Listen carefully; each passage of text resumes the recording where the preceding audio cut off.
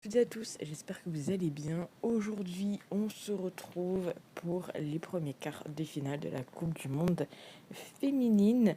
D'ailleurs, les autres vidéos sortiront certainement en short, en tout cas à partir de samedi, de dimanche, on va dire, vu que je serai partie en vacances. Mais voilà, on va continuer à suivre quand même la Coupe du Monde féminine. Sur la chaîne, il y a également les pronostics Première Ligue, Liga et Ligue 1 qui vont sortir pour ce week-end. Donc n'hésitez pas à aller jeter un petit coup d'œil si ça vous intéresse. En tous les cas, nous, on est parti avec quand même des jolis matchs. On commence avec l'Espagne contre les Pays-Bas. Donc si on s'intéresse quand même un petit peu à leur dernier match, l'Espagne a remporté son match contre la Suisse sur le score de 5-1. Du côté du Pays-Bas, ils ont remporté leur match 2-0 contre l'Afrique du Sud. Alors du côté de l'Espagne, c'est leur troisième participation à la Coupe du Monde. Et donc ils ont eu une défaite assez sévère contre le Japon sur le score de 4-0. Qu'est-ce qu'on peut dire de ces équipes? Les Pays-Bas, ils ont fait quand même 3 clean sheets en 4 matchs. Et à chaque fois, sur leurs 4 matchs, ils ont réussi à mettre au moins un but.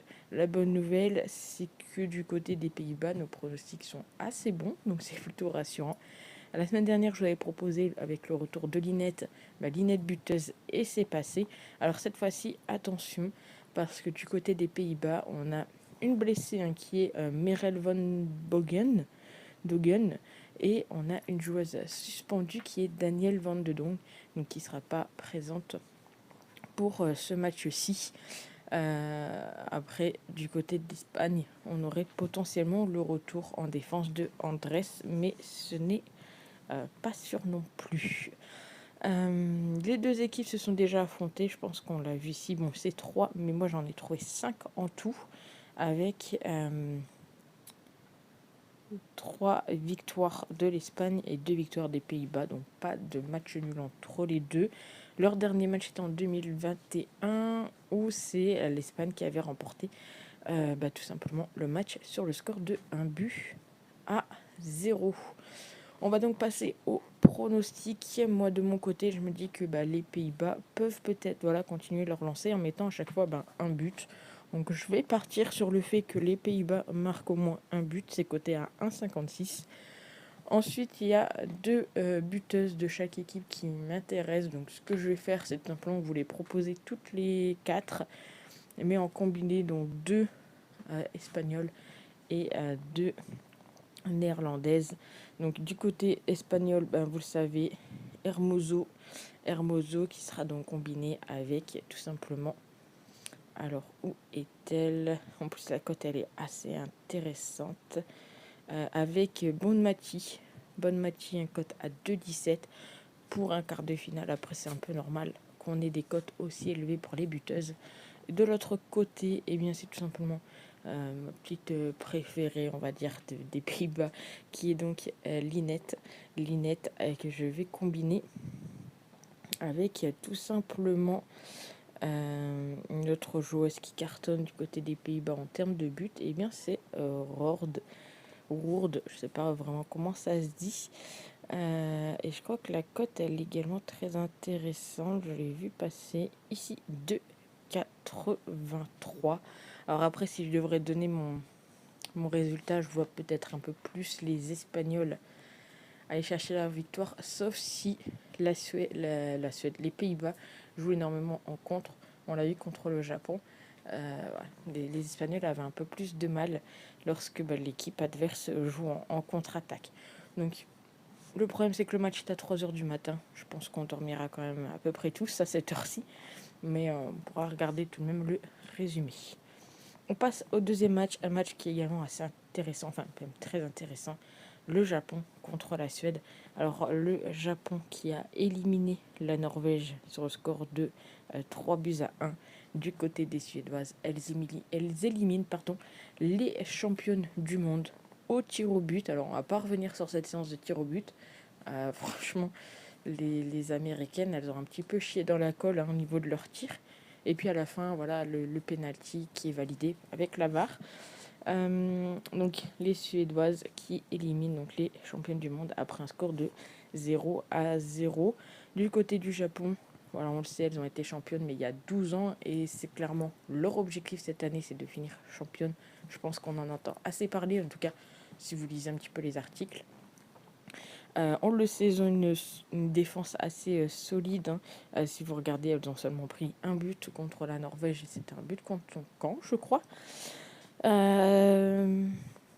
Du côté des Suédoises, elles ont quand même enchaîné un 3 clean sheet contre l'Italie, l'Argentine et surtout contre les Américaines. Alors, qui passera sa 3e demi-finale ou qui ira chercher sa 4e demi-finale?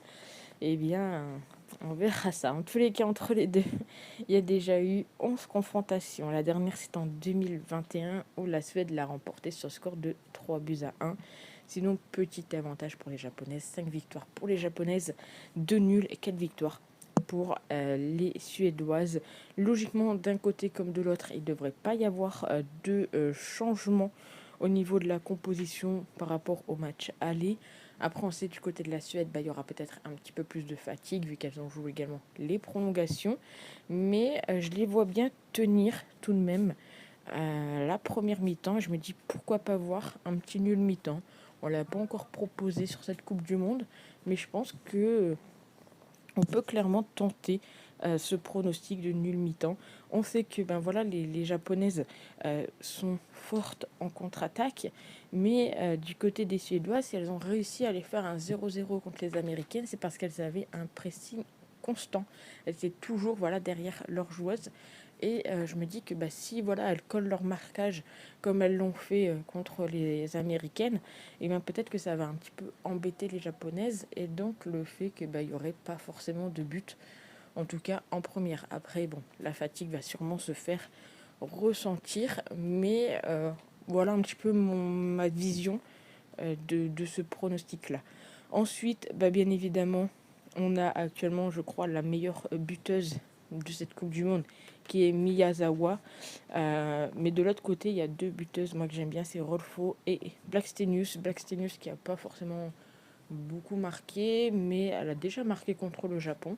Donc je me dis pourquoi pas. En plus, Rolfo, il avait fait une passe décisive.